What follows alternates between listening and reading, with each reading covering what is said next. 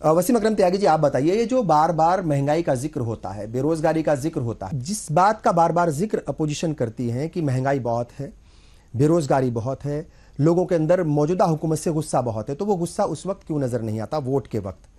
या जो ये पोलराइजेशन की पॉलिटिक्स है वो ज्यादा मतलब हावी हो जाती है उस वक्त, बाकी चीजों का आदमी के पास सोचने का वक्त ही नहीं? काफी हद तक ये बातें आपने खुद ही कह दी हैं।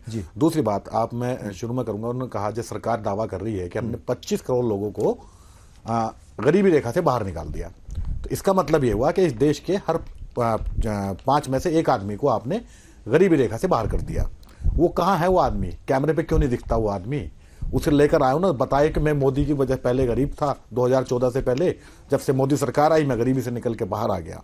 दूसरी बात, लोग मिलेंगे आपको कैसे? लोग आपको ऐसे मिलेंगे, कहेंगे कि पेट्रोल चाहे 500 रुपये लीटर हो जाए लेकिन वोट हम मोदी को देंगे, दाल चाहे 400 रुपये किलो हो जाए हम वोट जो है मोदी को देंगे। इन्हें पहले 2014 से पहले महंगाई नजर आती थी, 2014 के बाद में महंगाई नजर नहीं आती, पेट्रोल के प्राइस बढ़ते हुए प्राइस नजर नहीं आते। ये सारी चीजें तो हैं ही। एक साथ एक चीज और भी है जी, 2014 में सत्ता परिवर्तन के बाद से लगातार एक चीज पर इस सरकार में निरंतर काम हुआ है और वो है डिवाइडेशन। इस्लामोफोबिया, हिंदू खतरे में है, मुसलमानों का डर दिखाना, और तो और कोई बीमारी अगर आ गई कोरोना जैसी, उसका भी आरोप बढ़ दिया मुसलमानों के ऊपर कि ये तो एक जमात के द्वारा लाई गई बीमारी थी।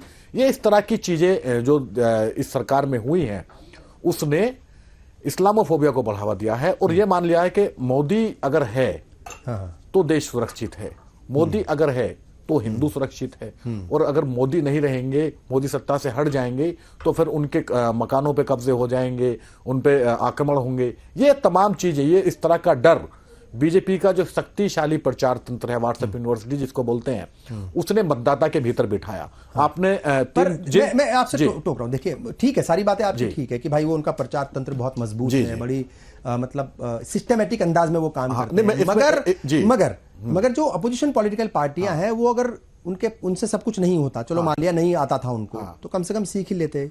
वो देश, जिस देश में दुनिया भर की जो तमाम संस्कृतियां रहती हों, इसमें आस्था वाले लोग हैं, इसमें नास्तिक लोग हैं, इसमें पेड़ों को पूजने वाले लोग हैं, नदियों को पूजने वाले लोग हैं, एक ईश्वर को पूजने वाले लोग हैं, तो उस देश में इस तरह की बातें, समाज में डिवाइड पैदा करने वाली बातें, ये इस देश के स्वास्थ्य के लिए सही नहीं है, इस देश के लोकतंत्र के लिए सही नहीं है। नंबर 1। नंबर 2, आपने जिक्र किया मध्य प्रदेश और राजस्थान का, आप कहना चाह रहे थे छत्तीसगढ़। जी, छत्तीसगढ़, राजस्थान और छत्तीसगढ़ में कांग्रेस की हुकूमत थी जी। कई सारी वजह है उसमें, सचिन और गहलोत का जो आपसे टकराव था वो भी एक बड़ी वजह थी कांग्रेस में, क्योंकि काफी बिल्कुल जब इलेक्शन बिल्कुल सर पर आ गया तब जाकर के वो कशीदगी दोनों में दूर हुई। और इसके अलावा प्रधानमंत्री ने बार बार वो अपने चुनाव प्रचार की शुरुआत ही करी कन्हैयालाल से, कन्हैयालाल के मर्डर से शुरुआत उन्होंने करी और पूरे चुनाव वो उसको बनाते रहे। उसी राजस्थान में, राजस्थान के 2 लड़के जुनैद और नासिर, उन्हें गौ रक्षकों ने जिंदा जलाकर मार दिया, हरियाणा में ला करके 2 बच्चे वो उन्हें मार दिया। उनका जिक्र प्रधानमंत्री ने नहीं किया। गाय के नाम पर जितनी हिंसाएं हुई उनका जिक्र प्रधानमंत्री ने नहीं किया। इंद्र मेघवाल नाम के एक बच्चे को पानी का मटका छूने की वजह से मार दिया गया, संवर जाति के एक शिक्षक ने, उसका जिक्र प्रधानमंत्री ने नहीं किया। क्यों? क्योंकि उनकी वोट बैंक की राजनीति पे वो सूट नहीं करता था। उन्होंने कन्हैया का जिक्र किया और इतनी बार जिक्र किया, इतना ज्यादा उन्होंने डर दिखा दिया उसका कि जो माहौल था वो उनके फेवर में ना होते हुए भी उनके फेवर में चला गया।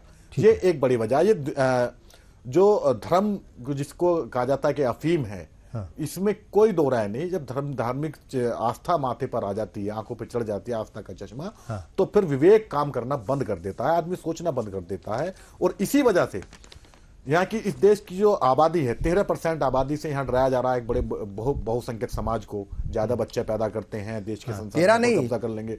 13 नहीं, आप थोड़ा सा करेक्ट कर लीजिए खुद को, 14.2 जी, 14.2% आबादी 11 के मुताबिक जी, इस देश की 80% आबादी को तकरीबन डराया जा रहा है। और विडंबना यह है कि उसमें से एक बहुत बड़ा वर्ग 25 से 30% के आसपास वो डर भी जा रहा है और वो वोट करने जा रहा है बीजेपी को इसी डर के आधार पर कि संसाधनों पर कब्जा कर लेंगे, ये तो बच्चे ज्यादा पैदा करते हैं, 4 बीवियां रखते हैं। ये इस तरह की बातें हैं जो व्हाट्सएप यूनिवर्सिटी से फैलाई जाती हैं और बीजेपी के बड़े नेता इन्हें मंचों से बोलते हैं। साथ ही कुछ उनके अनुसांगिक संगठनों के लोग हैं जो गली गली मोहल्ले में जाकर के सभाएं करते हैं। आप पिछले दिनों महाराष्ट्र से एक रिपोर्ट आई थी कि 3 महीने के अंदर हिंदूवादी संगठनों के लोगों ने 150 से ज्यादा सभाएं की है वहां पर महाराष्ट्र में जी। उन सभाओं में जो जिस तरह के भाषण दिए जाते हैं उससे किसी को बताने की जरूरत नहीं है।